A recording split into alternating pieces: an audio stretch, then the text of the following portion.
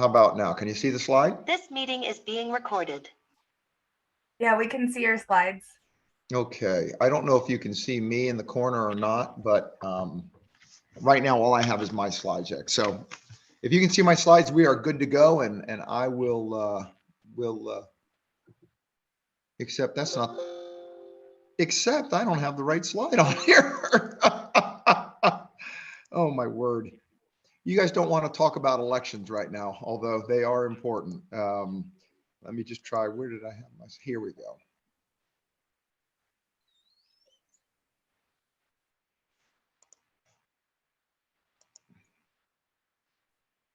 Almost with you guys. Share screen.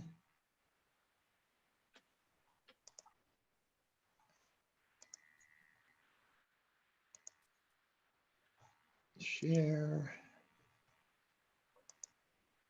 And start slideshow from you.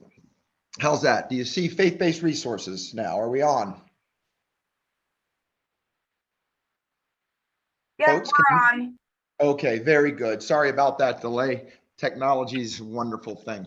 First of all, I want to, again, my name's Dave Wood. I'm the Protective Security Advisor for Central Pennsylvania. I work primarily out of the Harrisburg area, and our headquarters is Region 3 in Philadelphia.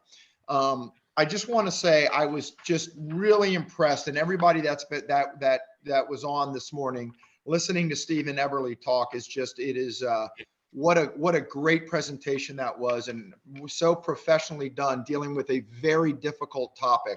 And when you see professionals like Stephen who are working, directly for the Secure Community Network, and now hopefully with his nomination moving into the federal government, law enforcement. You got to take comfort in that we have good people on the job. So thank you, Stephen. I really appreciate that. That was a great presentation. Over.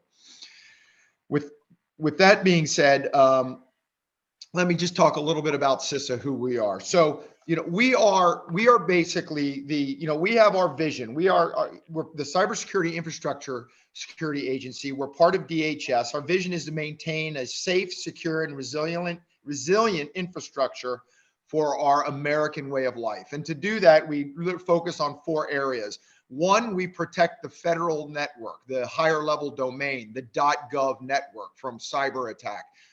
You probably have heard of .mil, the military network, the DoD takes place. Then there's the .gov, which is what CISA takes place. And then there's .org, .coms, .edus, and everything else out there that we really rely on the private sector to support. One of the roles we do play, however, at CISA is to help with those private higher level domains and work with them and to look at that cybersecurity. Also, we look at resiliency and infrastructure, and how we do that is through the field operations, such as guys like myself, who are in the field working on a daily basis with both state, local government, but also with private sector community. We work and we focus on critical infrastructure. There are 16 sectors of critical infrastructure. All of them are so important when you think about energy, you think about transportation, you think about medical facilities, you think about how we maintain our way of life. Without any of these, we can't do our jobs. When we look at how CISA was born, actually, it was born kind of out of DHS after 9/11, when we realized that when we had an attack on the city of New York, we realized that, about 80% of our infrastructure in our nation is owned by the private sector. And when you look at that, that's very different than, our adversaries like China, Russia, who have a large portion of their infrastructure that really has some kind of government nexus with it. So we try to bridge that gap between the public and private sector and work directly to make sure that we have that resiliency in our infrastructure. What I do is, again, I'm field deployed. I'm out in the field working directly with the private sector, again, state, local, tribal folks. But I am the direct link to DHS protection resources. And a lot of those resources we have are very similar to what the Secure Community Network has. And really, when you saw the last slide of Stevens, you saw some of the different products that are out there, some of the different services. Well, we have all of those products and services as well. And again, we work very closely as a team with organizations such as Secure Community Network and other organizations to ensure that that the knowledge base is out there, and how we get that knowledge base distributed out to organizations and individuals is part of our job. Another thing that we do is information sharing.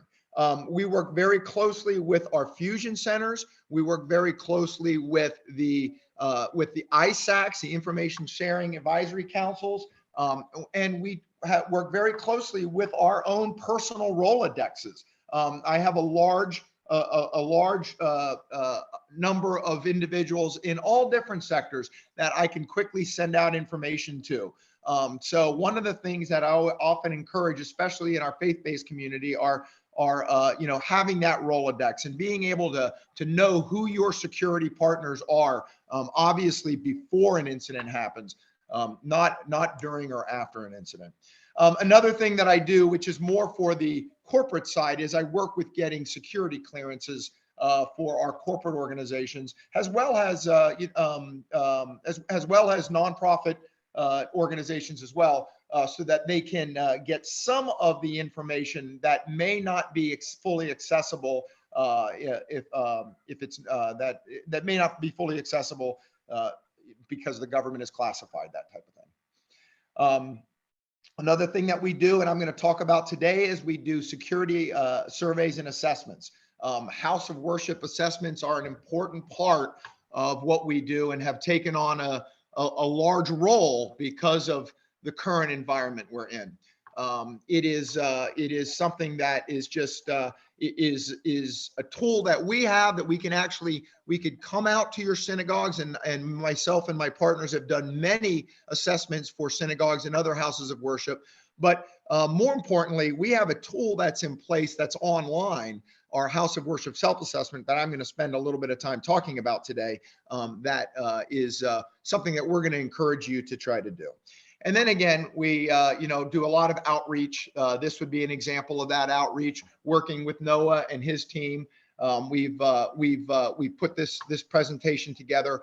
These are the kind of things that need to be done often, and it's important that we're doing it. And it's folks like Noah, Paulette, who are making sure that we're reaching out to the community, making sure that we're giving opportunities for folks to listen into these types of briefings and understand what is going on. It's interesting, as I sit here, I was thinking about the school teacher that was talking, and my daughter is a 25-year-old second-year teacher in the school district in the city of Philadelphia. She works in a school that is fairly, a very diversified school, not a lot of resources, and they've already had 2 active assailants. And I say that loosely because in this cases, both times, the active assailants turned out to be homeless folks that were able to sneak into the school after hours and kind of camp out. So, but they still had to go into lockdown. My daughter walked into the school at 6:30 in the morning, and there was a man in the hallway walking towards her.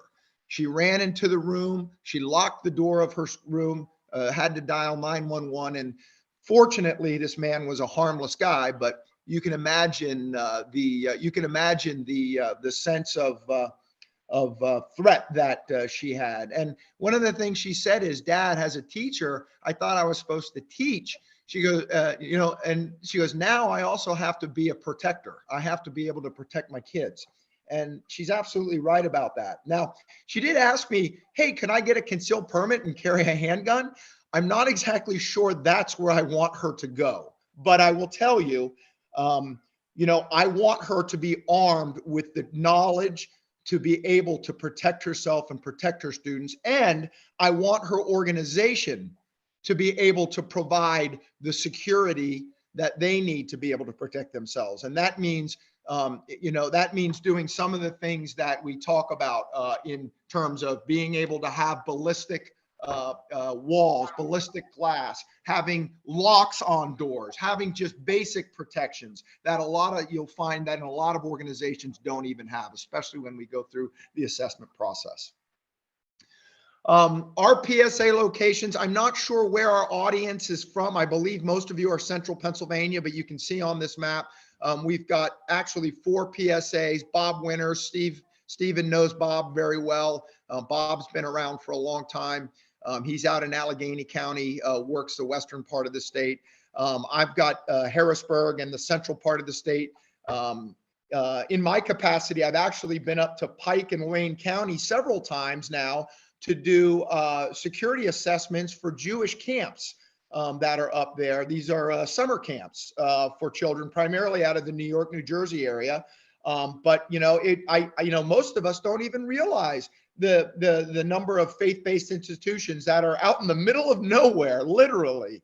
But they get but they can become very big targets of opportunity, especially in the summertime when you've got 500, 700, 1,000 kids that are out there that are, just getting some fresh air and enjoying their summers off. And, the threat is real. Also, we've got two. David. Yes, sir. Are you going through your PowerPoint, because we just see the first page? Oh no, it's not moving. No. Maybe Rebecca can suggest how you can get it to go to program mode. Or can you give it to Rebecca and she can do the changing? There we go. There we go. Okay. I mean, Is it it'd be good moving if now? you can. Yeah, Okay. we can see it now. And I don't know if you're able to put it into full screen. Well, I just had it in full screen and I don't think it was. Is it moving now? We see the map now. Is it moving now? Does it start security here? No. Oh no. So there's something going on when I put it into full screen, it won't move. Can you see it now? Yes. The map? Yes. All right, let's just leave it there and then I will send it to you, Rebecca, and then everybody will have the slide deck. Okay. But I was just talking about can you see my arrow moving on that map too, by the way? Yes. Yes. And that's interesting. Yeah, I'm so sorry that this is it plays differently for me. But anyhow, so I just talked about Bob Winters. You can see the map of Pennsylvania, the western area. You can see I'm in the center part of the area. And then of course we've got Philadelphia and the collar counties where we have Rich Terzansky, Rich Jones, who work down there. Listen, and gosh, I guess you get to see my notes and everything here, but security starts here. At the end of the day, what Stephen was just talking about is being able to react to an issue. That's one part of it, but being able to prepare is another part. And, that is really where we come in as protective security advisors. We want to be on what we call left of bang, right? Not right of bang. We don't want to be coming in after the fact, trying to, fix things after something happens. We want to be able to connect with the security specialist, plan how we will respond, train on how we respond, and then of course be able to really report back on that, look at where our positives are, look at where our improvements need to be, and make sure that we address those issues. So again, it starts with individuals, but it starts in your hometown. It starts with your local congregation, and you all know that. But again, it takes time and it takes effort, and that's one of the reasons why you're all here. The SAFE tool is our primary tool, the security assessment at first entry. That is our primary assessment tool that we utilize to get that planning process done for you, to help you look at your organization, look at your facilities, and look at what we can do to mitigate what the threats are that might be. This SAFE tool is actually something we use for a variety of different organizations. You can see on the slide, we talk about county fairgrounds, houses of worship are particularly well suited for the SAFE tool. again, it's something that we can do for you. It literally, if we came in and did it, it'd probably take a couple of hours. You can do it online, and we're going to walk through that, and you'll see how easy it is to do. And you'll see that it gives you a very nice, robust report on where you are in this, in managing this threat. We also have on our pay on our online at CISA.gov, we've got a whole process of how to build a facility security program. I mean, this is something we have that will describe from step one what you need to do. We will look at we'll look at what are the resources that are available. We'll talk about the process of building a security program, and then we'll talk about what are those building blocks, how we implement that community risk reduction program, and look at the and just really, it gives you all those resources that are right there.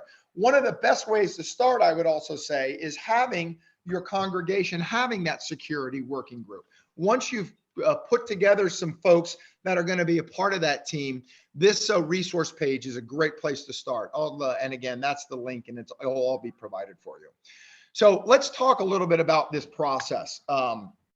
We talk about what's called a 4-step process. And then again, it's all on the page. It starts with, you start the process, you build your team. You get your team together, you come up with basically your generalized goals for security. What are we going to do to ensure that our church, our synagogue, our house of worship is going to take security and safety seriously and understand that. Now, I would also argue that in our Jewish community, we don't have that problem. The threat is been there. The threat is real. The threat is out there. The threat is current. Hell, the threat happened just yesterday. I believe at down in Jacksonville, Florida, I think there was another threat that came up. It's all around us in the Jewish community. So we don't have a problem with step one. You'd be surprised how many folks do have that problem. Step two is conducting the assessment. Step three is implementing those improvements. And then step four is exercising or testing those improvements, what we're going to do. When we look at our security framework, again, it's a circle. It's always ongoing. It never really stops. When you follow the arrows, the planning and assessment, you go into you look at your vulnerabilities. These vulnerabilities are going to be determined, by the way, when we do our SAFE tool.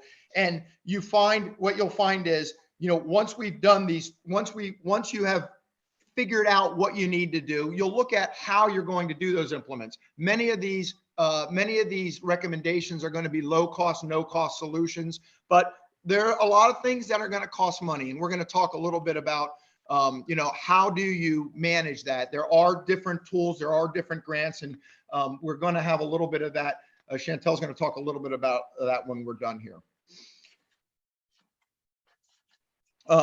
Again, the security guide, again, it is available on CISA.gov. It'll talk about the goals, what you need to do. It'll talk a little bit about what Stephen talked about, the history, what we've seen, what's going on today, what the real threat is today. And then it'll also, again, develop that security framework based on that. I'm sorry, I'm having so much, this slide deck is just not working as well as it would for me. So anyhow, we're going to look at the self-assessment. We've got a security self-assessment that you can actually, again, go right online and do yourself. You don't need any specialist. You don't need you don't have to have any real background in security or safety. You just have to be able to answer the questions that pop up on this. And again, it's very easy to use. Once you've done it, you can save the file. You can come back, open the file up. You can make changes on the file. And I'm going to walk you through all of that. When we open up the self-assessment, we're going to look at 5 different categories. We're going to look, first of all, at your management, your security and safety management, how you operate, what your processes are, what your procedures are. Then we're going to physically look at your perimeter. We're going to look at what your standoffs are. We're going to look at your parking and barriers, which are the next slide. We're going to look at how you have access and entry control. You know, your entry from the outside into the synagogue in this case, and then once you're in the synagogue, what are your access controls throughout the facility, going into perhaps common rooms, or going into, you know, you may have a school, you may have other facilities where there's gathering spaces outside of the synagogue itself. And then we're going to talk about some of the electronic measures that are best practices and what you have and what you may want to look at. This again is a picture of what that security assessment looks like. I'm going to go through that because we're going to actually run through it very quickly here. But again, you can see here it is. You basically are going to look at the question, and you're going to see, where do you stand? Are you very low, medium, high? And it'll ask you these questions. It'll define what those categories are, and you'll be able to really quickly do that self-assessment. Again, I'm going to walk you through this here shortly.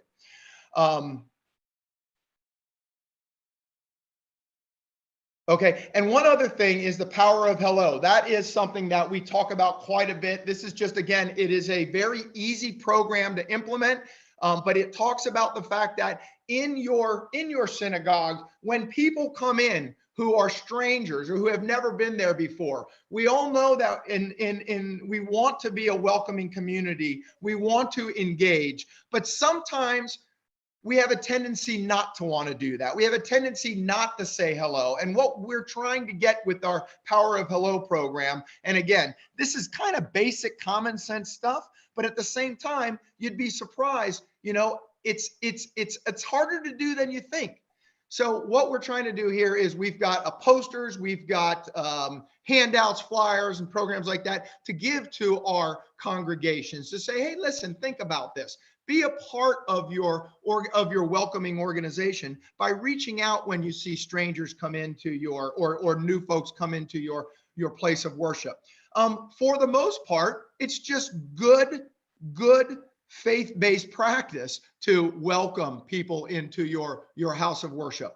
But it's also a way to mitigate things. You know, when you make eye contact with someone, when you talk to someone, a lot of times that's going to reduce the level of anxiety that person may have for whatever reason. We all understand that, you know, a lot of folks that come to worship, they come to worship because maybe they do have issues and they're looking to try to figure out what those issues are. Well, when you welcome them into your community, when you welcome them into your house of worship, you know, that's just a role in just mitigating that threat and mitigating their issues and helping them out. And in fact, you know, talking to people is just a good practice. So, you know, the CISA has put it all together into a program that you can use if you have a security working group. They can take a look at it, and it's very easy to train on, and you can bring it out all to your community or congregation and have them look at that.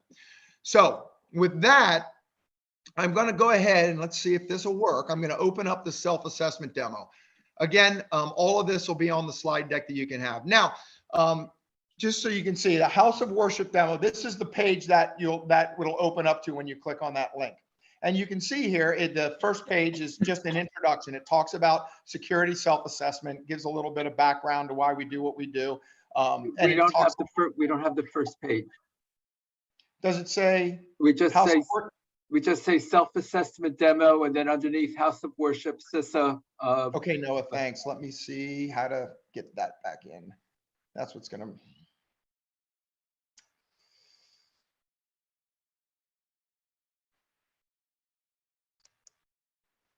All right, let me try one more time. All right, where is the slide, the page?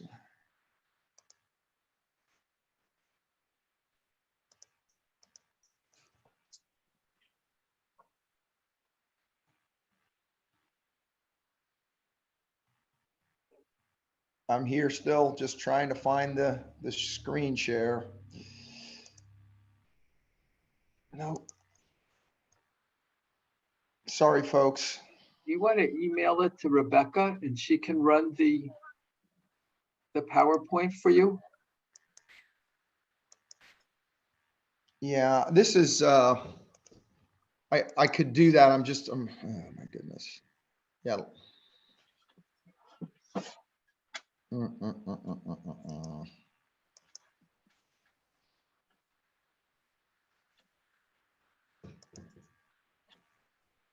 I tell you what, why don't we, let me work on that and let's let Chantel go through grants, because this is really the wrap up for what I want to do, but I just want to spend a little bit of time going through this. Would that make sense, Noah? Sure. Is that okay Yeah. with you, Shandell? That's fine. That's fine Thanks, with Chantel. me. Yeah, not a problem, I Dave. appreciate it. Yeah. Yep, not a problem. Okay, so let me then I get my think- presentation up and running. Yeah. Yeah. I think Dave, you need to, okay, good. All right, All Shandell. right. And Thank give a you. little bit of a bio for yourself also. Okay, And let us see who you are.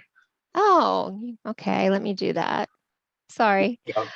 Hi, my name is Shandell Hockenberry, and I am the nonprofit security grant manager. I've started here at Pennsylvania Emergency Management Agency, which is the SAA, which is the state administrating agency for the nonprofit security grant. I started there in 2017, and I have had a front seat to see this program expand exponentially. We have went from just allocating funding to the UASCs, which is the urban area, the high population density counties, up until we are actually distributing funding throughout the state. So, and the program funding, it has grown. It's grown so much in the past few years. So my goal is to try to, and thank you for Noah, Paula, and Rebecca for allowing me the opportunity to speak to all the nonprofits through your agency. Let me share my screen.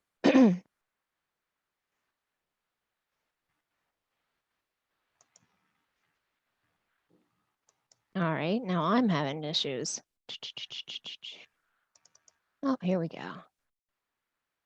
Okay, do you see it?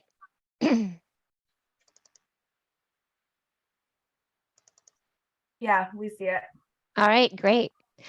Okay, and I wanted to thank Dave and Steve for this lead up. What this actually is this is a grant program that is designed to help your facilities, your houses of worship, to install equipment, to provide the training that's necessary to increase your securities. So this is just the basic information. I'll run through this real quick. It's federal funding. It's provided through the Department of Homeland Security. It's administered by the Pennsylvania Emergency Management Agency. There is no match to our program. It's competitive. It's competitive at both the local and the federal levels. Your applications are reviewed administratively and programmatically on both the local level, and then those applications are passed to FEMA to be reviewed at their level also.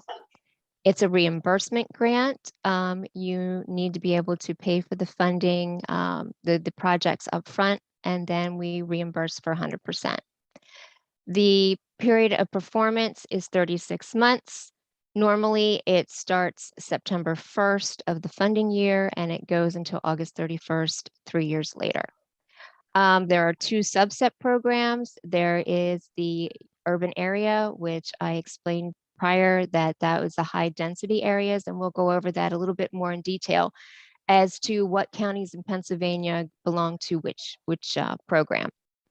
And then there's the NSGPS program, which is all other areas besides those that are involved in the UA. The request limit, even up until last year, was $150,000.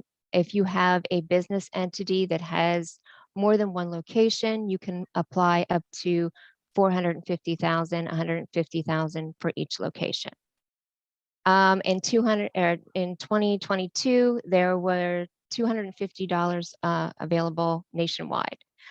We got over $4 million, and I do believe approximately 36 awardees. It does require a vulnerability assessment. That's where David comes in.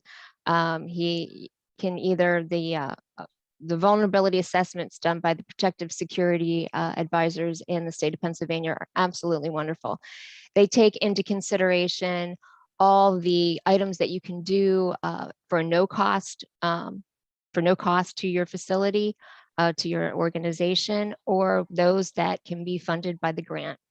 Or if you can't have them personally come out and do the vulnerability assessment, you can actually do the CISA assessment, which I'm really excited to see that process that David's going to be able to provide for us here. So the purpose of the grant is it's a bipartisan supported funding to secure the facility, your facility, and to protect your members and your congregants. It's also to encourage collaboration between the nonprofit and the state and local governments. I hope that when you become an awardee, don't say if, say when, be positive. When you become an awardee, it's my job to create a relationship with you and work closely with you in order for you to have the information and the tools available for you to complete your application, to successfully implement your projects, and have the funding that's available to lead into the exercises and the trainings that were covered by Steve and Dave. The power of hello, the evacuation training, the planning, the shelter in place, the active shooters, the stop the bleed. The nonprofit security grant program can be used for planning money towards the time for planning and materials to do those important items. This is the history of the NSGPS.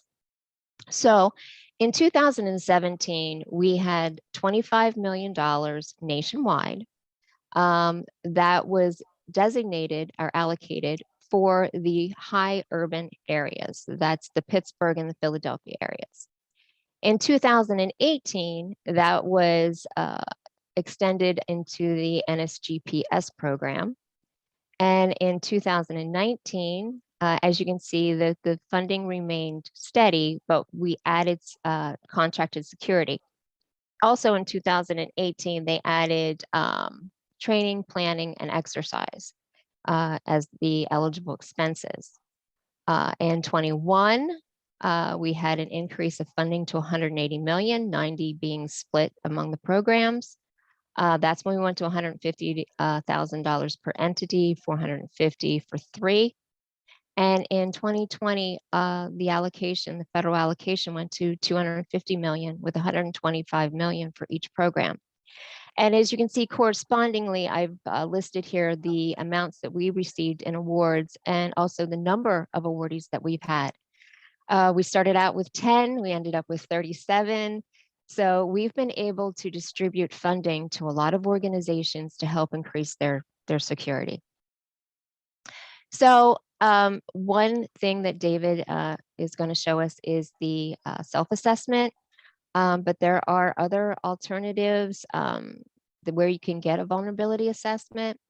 Sometimes our county emergency coordinators, each county in the state of Pennsylvania, some people don't know this, have a person that's designated as your emergency management coordinator. You want to make sure that you know who that contact is and that you make contact with that person.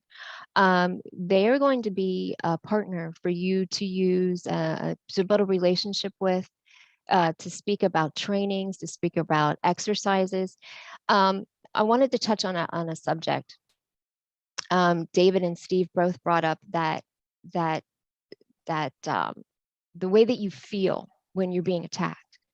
Okay, so one tool that we have is the exercises and the practice sessions. The more that you exercise what's going to happen in your facility, if you would have a training exercise to where you can have your local police come in and do an active shooter training in your facility, that will allow your congregants to feel exactly what it feels like to feel that heart race, to be able to plan in their mind, okay, this is what I'm going to do. This is what I should do. That is, the exercises are a very, very, very useful tool. But here we need to go. Little digression here, sorry. There are many places to get a vulnerability assessment. There's your county emergency coordinators, which we abbreviate as the EMCs. The Pennsylvania State Police has a risk vulnerability assessment team. That's a free assessments. The Department of Homeland Security, that's the protective security advisors. We also have regional resources through the fusion centers. They have many people there that go out and do assessments. So, and then there's the self-assessment that David's going to walk us through. Shandell, So we what are fusion centers? Oh, okay. Fusion centers are areas that are designed, that I think there's 3 in the state of Pennsylvania, that they are key resources. They collect threats. They do threat assessments. They collect threats and information, and they collect the information on a rolling basis. They basically think of it like a monitoring system for the state of Pennsylvania. And it's also a tool for you to use to submit your events, to submit things that are going on in your agency. So basically think of it as a monitoring, places that monitor. You can also contact your local fusion centers to get threat analysis in your particular area, because they monitor those threats at all times, so they know what threats are going on in the state of Pennsylvania. Does that answer your question? Okay, great. Thank you. Thank you for that. Okay, so we were talking about the program. The NSGP program is subdivided into 2 programs. It's the NSGP UA and the NSGPS. Now, this is very important that you know which county that you belong to, which program, because if you apply using the wrong designation, the application will not be accepted. So just be aware of this. I think Harrisburg and the Central Pennsylvania is in the NSGPS program. So who is eligible? Nonprofits that are 501c3 organizations, or those that are exempt under the 1986 Act of the IRS, which is houses of worship, synagogues, churches. As of last year, you needed to have a unique entity ID for application purposes. That is obtained by your organization by going to sams.gov. And you have to be able to narrate the fact that you, as an organization, could have the potential, has a potential to have a terrorist attack on your facility. Now, they are starting to narrow the language of a terrorist attack. You don't want to think, or you could think of, like, you say terrorist, you think of Al-Qaeda, you think of something like that. Think of lone wolf actor. Think of domestic violence. Those are the things that you want to quote basically in your application. If your site would be vulnerable just for where it is, or the ideology that it represents. Can I see your organization from a major highway? Are you near a major utility? Are you near a campus? Or, what would make your facility vulnerable? We want to think about things at a high level and then narrow it down. Also, then you're going to, on the application, you're going to list all the risks that are outlined in your vulnerability assessments. The vulnerability assessments are key in providing us your risks.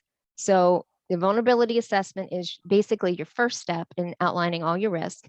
And then you sit and you do your projects. You plan your projects. You sit down with the community of people, your network. and you figure out, okay, so here's what this grant is eligible for. What can we use in this particular grant to mitigate these risks that are outlined in our vulnerability assessment? So what is eligible? Okay, so we already talked about planning. If they have to be related to the protection of the facility, security policies, evacuation policies, the power of hello. Okay, so David was talking about the power of hello, but there's a little bit more that goes into that. Okay, so what is that person going to do when they have a sneaking suspicion? Who are they going to alert? What are the numbers they're going to call? Of course, they're going to call 911 if they have an issue, but are we going to put people on notification? What are those classifications? What steps should they take? That's all involved in the policies and the procedures, and the planning is the time and the materials that it takes to do those plans, those policies, those procedures. The training, the exercise, that's security related training. We talked about that before, the active shooter, the awareness, the stop the bleed, excuse me. That can either be someone that you want to bring in, because there's a lot of free trainings out there too, but that's someone that you want to bring in, or if you want to send your staff to training, as long as it's within the United States, it has to be security related training. There's no overtime, backfill, or travel, unfortunately, that is covered by this grant. Contracted security, putting a security guard at your facility. Okay, this cannot be somebody internally. This cannot be someone that's on the payroll. This is actually a contract. That's the way that the OMB with the 200 CFR that we have to follow. So basically, it's a contract that you establish with an individual company. You vet the companies, you take your solicitations, and so it's contracted security.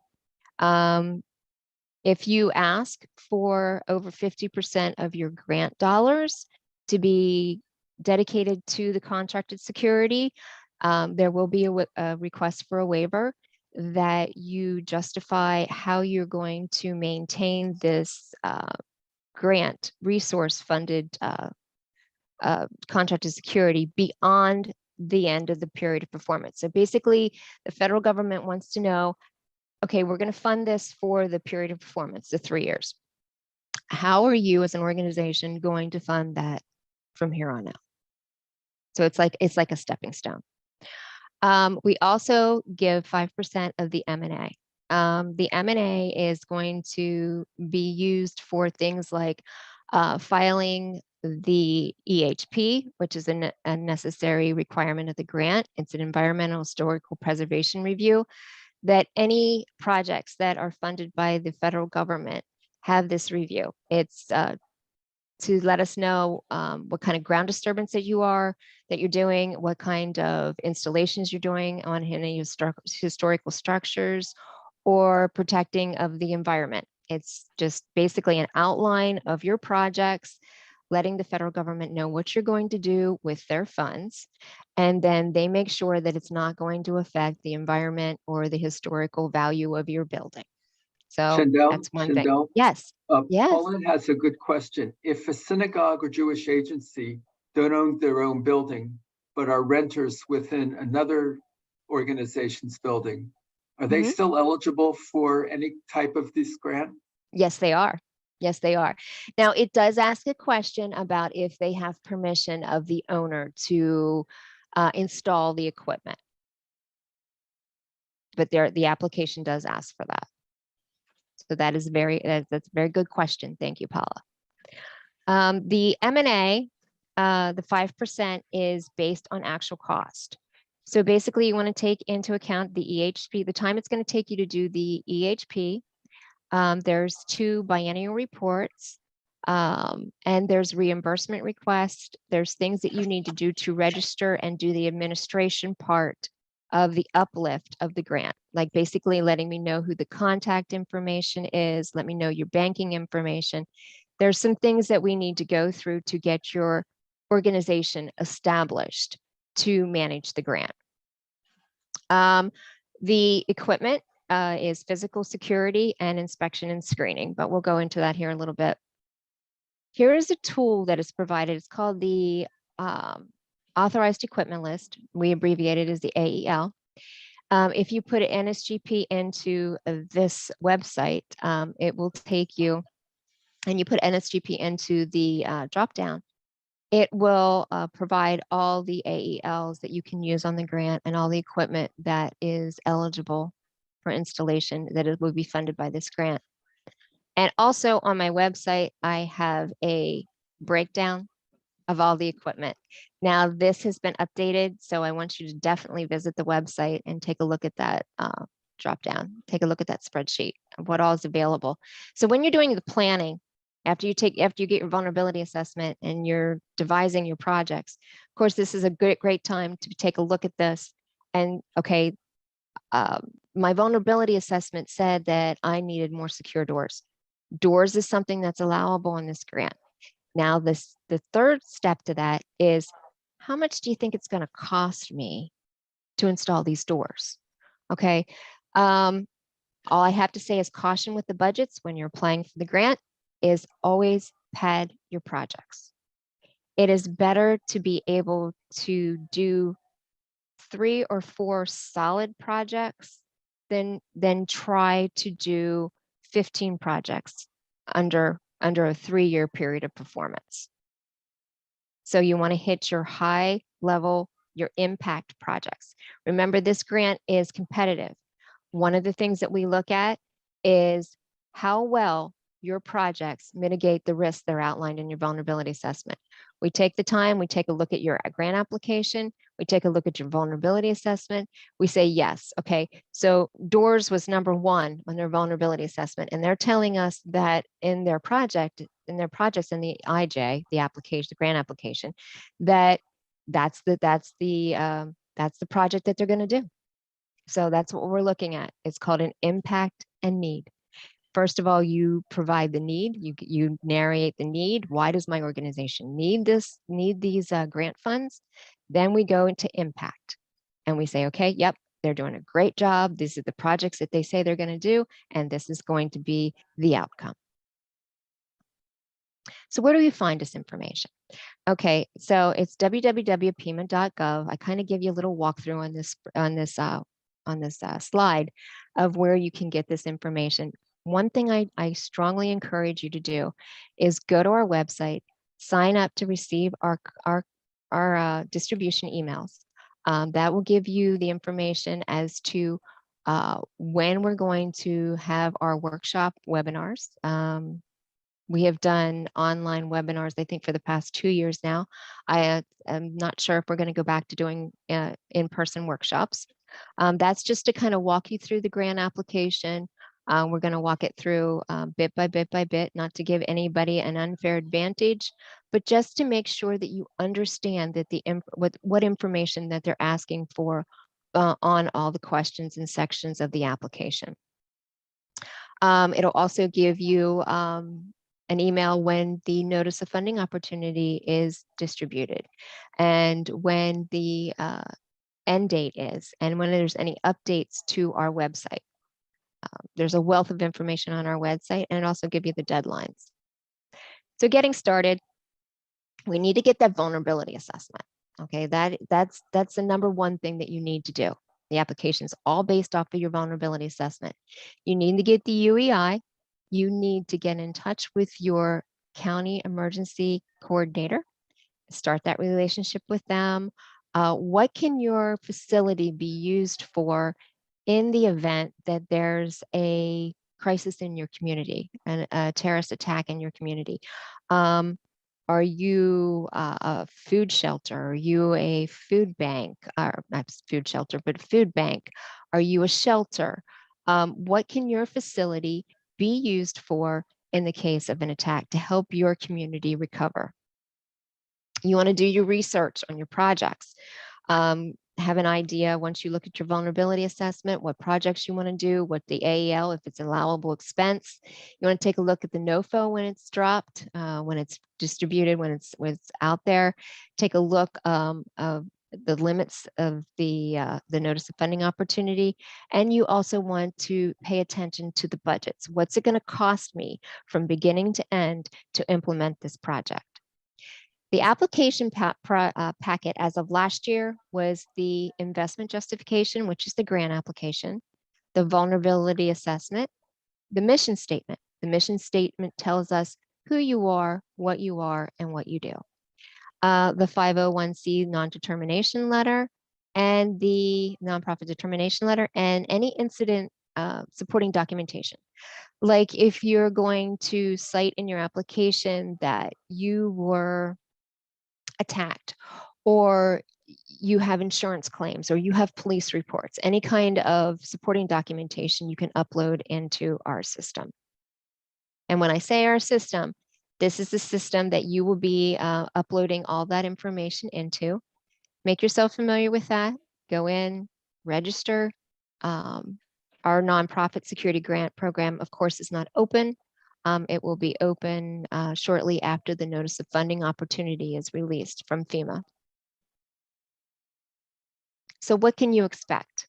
So when your applications come in, they are reviewed administratively by me, just to make sure that you have completed your application, you have a UEI number, you are who you say you are, basic information. Then it goes to my review team. The review team from the UASI and the state programs will review your projects based against impact and need.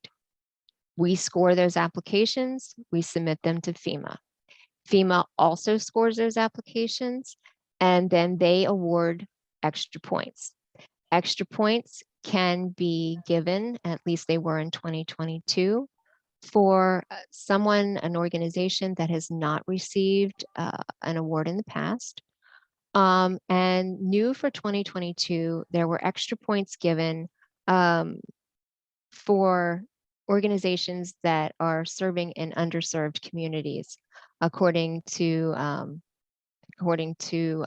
the CDA's. I think it's CDA's. It's basically a vulnerability index. So there was extra points given to that. They will give us the notification of who they select for awards. Of course, they have information that they have available to them for impact and need. That we're not privy to, but they give us who they are awarding. And this is kind of like a real brief outline of when you can expect it. The notice of funding opportunities are known to drop anywhere from the time of February until May. That's why now is a very prime time to get your vulnerability assessment, to go to our website, the PEMA website, to get that grant application, download it, answer the questions in a Word format, some sort of Word format that you can cut, copy, and paste. Just kind of devise the answers to the questions, start planning your projects. And it all depends on what the deadline is in the notice of funding opportunity. Whatever deadline is in the notice of funding opportunity is the deadline for the states, okay? Our deadline is always going to be approximately 3 weeks earlier because we need to collect your applications, we need to review your applications, and we need to score them and send them to the federal government, FEMA, by the deadline that they have imposed in the NOFO. Once they have selected the awardees, they usually announce in August and September. And where can you get help? That's me. I will help you any way that I can to figure out what projects that you want to do, to complete your applications. Anything that I can give you assistance with, that's what I'm here for. It's nsgpgrant@pa.gov. I also think I can do this. Here's our website. Can you see their website? No, No? no. Let me see if I can. Oh. how do I stop sharing this? Okay. If I stop sharing, and then if I start sharing, I think I'll be able to do this. How about now? No, we just, oh, okay. Yes, yes, Yes? yes. Great. It says grants. Yes. This is the nonprofit security website that we've designed. This was last year's deadline. There is the slide deck, basically to our workshop. There was a FEMA webinar series that we also promoted.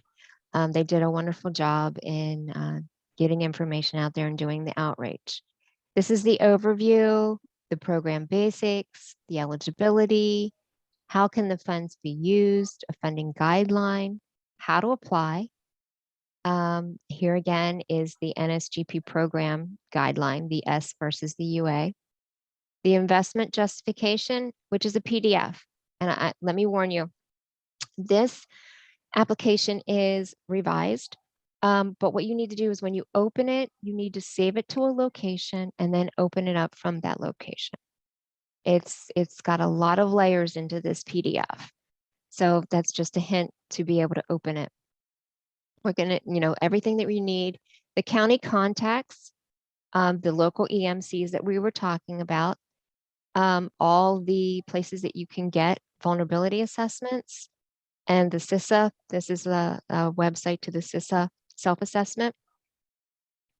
This is our electronic system, electronic single application, the database that we showed you briefly on the slide deck. So you can go there, and this is how to log on, and this is your application walkthrough. Up here, Shandell, if there is a group of congregations that would like to begin this process, does it make sense to bring them together and have either you or somebody from your organization sit down with them for an active tutorial? you mean like a workshop, an than application? Yeah, rather than going to you one at a time.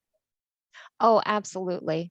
Absolutely. I would appreciate that very much. All right, Very much so. we'll send out an email then to the entire group of congregations, and we'll see if there's interest, and then put them in touch with you and arrange for something. That's fine. That's great. Okay, Thank great. you. Okay, so on this side of the website is the 2022 application resources. And there's an application quick guide, frequently asked questions. Here's where you can leave the notice of funding opportunity. Here's the new application, character counts, the NSGP AEL, which I listed that I kind of put it all together for everybody, what equipment was eligible under this grant. A fact sheet, get ready to apply. Just a wealth of information is here to help if somebody wants to do some guided homework. So that's about all that I have for today. Well, Do I Shandell, have thank you so much. It was for a very difficult and imposing process. You laid it out so easily and clearly, and in the chat there were a couple of testimonials saying how great you are. So Oh, thank you. So it was really good, and so we want to thank you. Does anybody have any final questions, comments for Shandell? Okay, well, thank you. I will query the group. If there's a group that's interested, I'll put them in touch with you. Okay, great. Thank you. Great, thank you. Dave? Yep, I'm back. Okay. Yep, and again, And I think you sent it to Rebecca? I did send it to Rebecca. Now I've got the deck open. Shandell, when you opened up your the grant online, the grant page, did you have it already pre-opened and then just hit the share screen? I did. And the So- thing of it is when you're doing Zoom, you have to actually open the PowerPoint. It kind of, when you hit the share button, sometimes it'll show you your presentation, what you have on the screen, but it'll also show you the PowerPoint you have to share. You have to share the one that's on the PowerPoint. and then you have to hit the slide overview.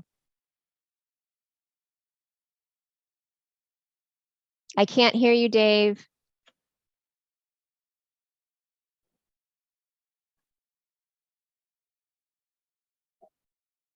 There we go. Can you see my slides now? Yes. Okay, great. All right. So I'm going to just quickly walk through this. I know we're coming to the end of our time, and just wanted to go through this because, as Shendel mentioned, you know, the key to applying is getting that getting that assessment done. And I just want to point out that the self-assessment meets the requirement. The self-assessment meets the requirement. And I would recommend everyone who has any interest in applying for the nonprofit security grant, they should go and do the self-assessment and see where they're at. I mean, that's a great place to start. Our county emergency managers, our RVAT team from PSP, our PSAs, they're all here to help. But you know, you can imagine there's a lot of things that need to be scheduled to get those folks where they need to be. So this self-assessment meets that need. And so definitely take a look at it. I'm just going to walk you through it right now. When you click on the front page, when you click on the website, you're going to come to the introduction. It's going to give background. And then does everybody see the blue button I'm clicking here that says next assessment detail? Yes, we see it. Okay, so you click on that, or you can go up here on the left side, the assessment detail. You go on assessment detail, it's going to basically, you put in your facility name, location, very easy, what you're doing, it already has the date. And then once you have done your initial assessment, you'll save that file and you can come back in and pull that file back up. So you'll get all your data. You can bring your data right back up and make just the changes you need to the assessment. So that's a nice feature there. Once we go into it, once we click on that, we're going to go into the security emergency management. This is basically your plans, procedures, your people. This is where they're going to question you. You can see the first question. This is a very easy process. Does the house of worship have a security manager or a security committee? And then you can just read right here, no, we don't. Then you're very low. You can read, yeah, we have a committee, but we don't meet very often. So we're low. Yeah, we actually have a committee. We do have regularly scheduled meetings, but we probably could be better. There's probably things we could do. We're not coordinated, for instance, maybe with some of the other things that we do in our synagogue, like childcare, family plan, special events, things like that. And then again, high, you get each, you get just one more level of good, better, best type of thing. So you click on where you're at. Let's just say we have a committee. This is a typical one. Yeah, we have a committee, but we don't do a whole lot. Then it's going to tell you, hey, here's a quick way to, this is just an option for consideration. I'll just pop one up. If I go to very low, this option for consideration is, hey, schedule your meetings and do that. Pretty simple stuff. If I go over to very low, it's going to say, hey, designate an individual as a security manager or a group. It's going to be more. If I'm over here in medium, it's just going to give you a response to your answer, a canned response, but it's going to be a response that, makes sense and you'll be able to utilize. Then we go to the next question. Does the house of worship have a written security and emergency operation plan? Same concept here. You just look at the answer. No, we don't have a written. Yeah, we have some documentation, but it's, maybe here, there, and everywhere. And then again, good, better, best. We got a little bit better. And yeah, we have the full document that is reviewed on a regular basis. That is, we have law enforcement look at it. We have other folks look at it. It's approved by our rabbi and leadership and it is coordinated with the community. So again, good, better, best scenario. And then we talk about training. What kind of training do your employees and your volunteers, are they trained on the plan? Because again, we talk about it's easy to have a plan. Well, to some degree, it's easy to have a plan. It's a little bit harder to have a written plan, but it's a lot harder to actually train on that written plan. The old adage is most of us put it into a binder and put it up on the shelf, right? And there it sits. So this asks you again, those questions. And you can see this is very easy things to do, very easy to do. And then you get a little bit more harder. Are your congregants trained? And this is something that that we're challenged all the time. It's one thing for our synagogue employees, our volunteers, folks who spend time at our synagogues to be trained on this stuff. But then when your congregants come in, how do you train them? What if they primarily go to the synagogue for services only? I mean, are they going to be? And we talked about this a little bit earlier. I think Paulette talked about the fact, how do you train folks that you don't see on a regular basis, maybe other than once a week? So this is something that you'd look at. And again, it kind of starts to limit. We don't do any training. We do some training, and then actually we do training, and we have our congregants who actually participate. And then again, going back down, a few more questions that'll ask, do you coordinate with your emergency responders? This is, do you have, do you plan does your plan have is synchronized with the local police, with the local fire, with the local emergency manager? Having MOUs, memorandums of understanding with those local folks is really important. And again, this is going to query that and talk about that. And then again, do you exercise? We just talked about the importance of exercising, but we also know it's a challenge and it can be very difficult to do.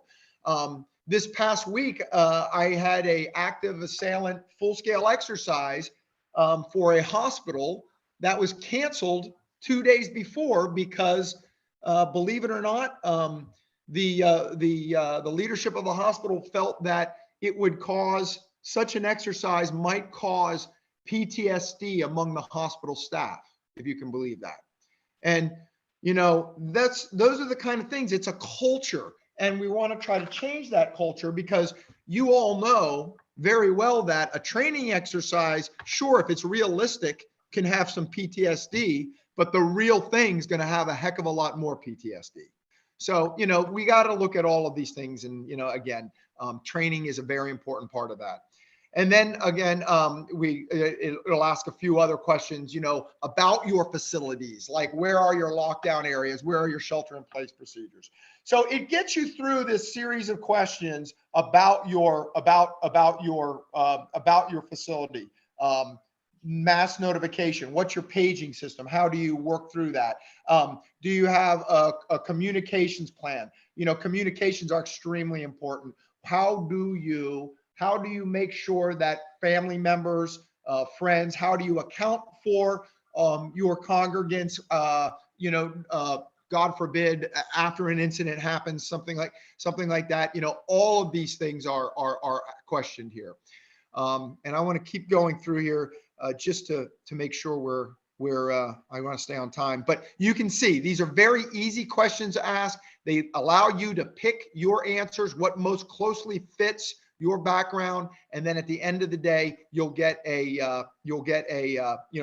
that report. So that alone, those 15 questions were, I'm driving all the way back up, were just the security emergency management piece. Then we'll go into security force, and it'll ask you a series of questions about your security force. And again, type of training you have, how you're employed, if you have one, do you have what type of equipment you use. And I got to be honest with you, a lot of folks are going to be very low. They're not going to have the kind of stuff that you might see in some of these very large super church organizations that you see that not just have popped up, but are all over, certainly here in central Pennsylvania. And that's okay, because honestly, if you're at a very low scale, guess what? That typically means it doesn't cost a lot to get to medium. It typically means that you can improve by just putting in some processes, not necessarily having to buy, large purchases and things like that. Clearly, the lower you are on the scale, the easier it is to move up. But as you get to the very high portion, it probably is going to take more resources. It probably is going to take more funding to get to that point. You can see here other questions. We'll talk about perimeter security or delineation. What's important about this is, and again, this is hard to do. I mean, in most cases, parking lots are right next to the church or synagogues. The best practice is having standoff parking of at least 400 feet. Well, if you're a synagogue in the middle of a city or town, you're not going to have that kind of standoff. So what are the things you can do to try to mitigate that risk? And this will talk you through all those types of questions. Things like in parking, one of the things we say is if there are parking spots that are right next to your building or facility, maybe something as simple as just marking those spots as, for rabbi or pastor only, or for employees only, so that general public cannot park there. That's just one way to delineate some of that, some of that risk. Access controls and entry. Again, very simple questions. Do you have a process to screen persons' bags or packages being delivered to the facility? Does your UPS or Amazon person walk right in through the front door and drop packages off? Or do they have a process? Do they need to maybe even ring the bell and announce themselves before they come in? Maybe there's a drop-off box outside the facility. What are those things that you do? You figure out where you are in that category, and then you answer that question. Again, when we get into some of the electronic means, surveillance means, camera systems, some of this stuff is expensive. Low is now we don't have a camera. We don't have it at all. The next one up though, or that's very low. You go to low. Maybe we do get a camera. Maybe we have something as simple as a off-the-shelf ring system or something that just monitors your front door. Well, that might get you to low at a very reasonable price. Again, you figure out where you are on this thing, on this scale, and you put it up. Once you're done with that, the report can be downloaded into a CSV or it's an Excel file. You can export it to Excel.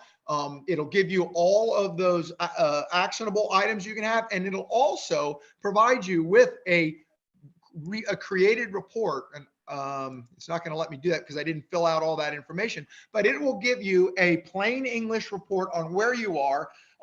And an Excel spreadsheet will be on the back that basically lists where all your strengths and weaknesses are and what those recommendations are. And then it'll allow you to, that you can take that report, you'll be able to submit that report for a grant.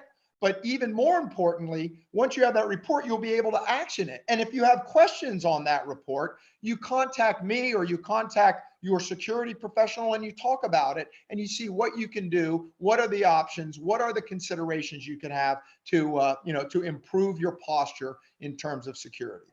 So again, a very easy process.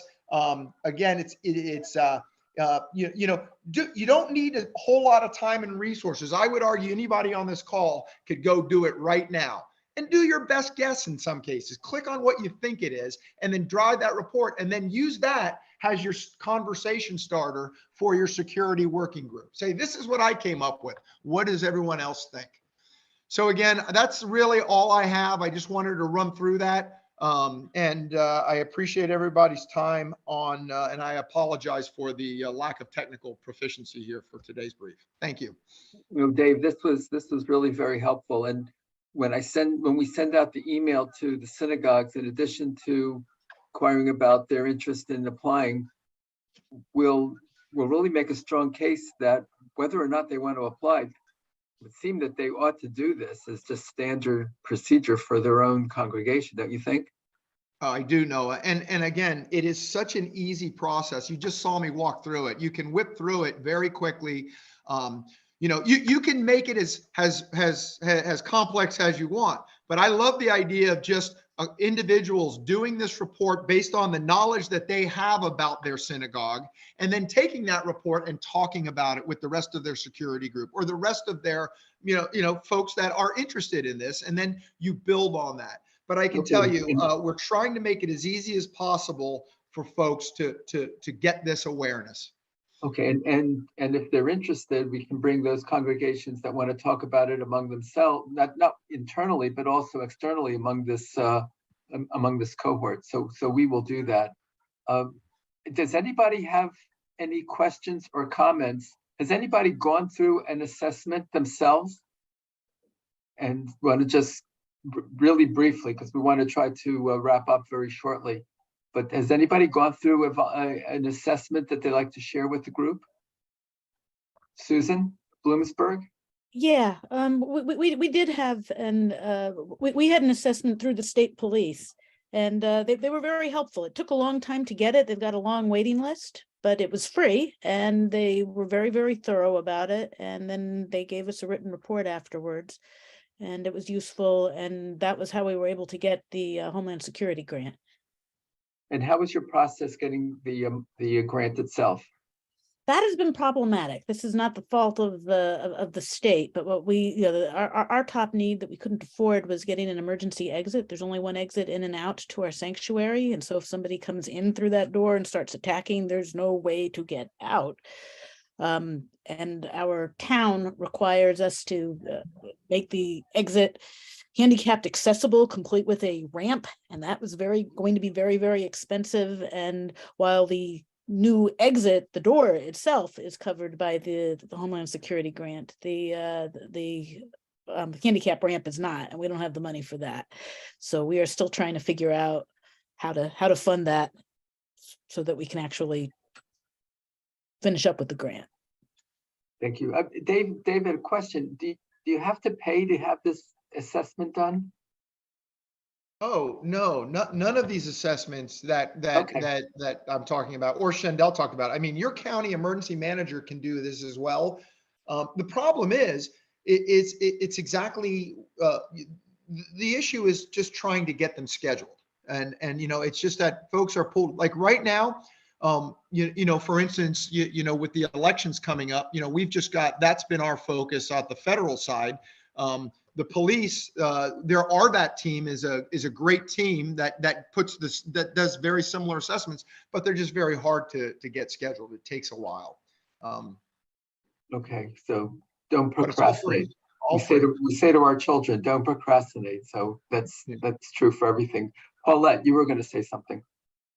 Well, through my work, I have been privy to some organizations that have had Homeland Security come in and do the assessments. And I know it has led to some solutions for each of the organizations. And even before grants were available, the Homeland Security folks had good suggestions for lower cost stopgap measures that would be helpful to the congregations and the institutions. So, I would say I'd encourage any organization to get the assessment done, because even if a full grant or all of the grant money doesn't work out, there are going to be suggestions made that will be helpful and better than what you might be doing without any guidance at all. Great. Any other comments, questions? Well, thank you, Dave. Thank you, Shendell. Thank you, Steve. Thanks to all of, oh, I'm sorry, Ben. So your hand up. I just would like, if possible, for Paulette or you or the organization to send those of us who participated today a list of the names of others who participated, their email contacts, and their congregations or organizations that they're affiliated with, and the general location of where that is. Let's say Susan's in Williamsport, but there may be people from, I'm from Congregation Beth Israel in Lebanon.